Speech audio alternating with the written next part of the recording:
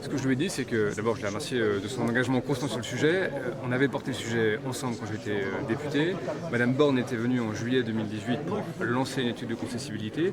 Cette étude, elle a été partiellement rendue. Moi, je la considère comme étant incomplète parce qu'elle ne reflète pas notamment des hypothèses de tarifs qui sont pratiquées ailleurs en Nouvelle-Aquitaine. Et donc, j'ai demandé des compléments d'études de manière à ce qu'on puisse porter connaissance à la population d'une étude qui reflète la réalité et sur laquelle après les gens pourront se déterminer. Moi j'ai dit depuis le début, je veux que L'étude ne vous a pas convenu, n'était pas suffisante? non, mais parce que Pierre Massy l'a très bien dit, il y a des hypothèses qui ont été prises sur les tarifs qui ne reflètent pas, par exemple, les conditions qui prévalent sur pour Langon, la 65 en Nouvelle-Aquitaine.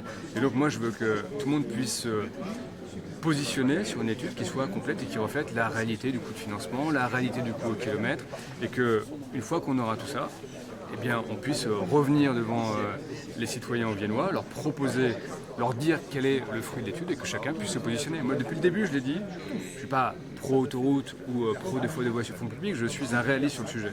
Et je veux que les gens puissent se prononcer sur la base d'une réalité du moment.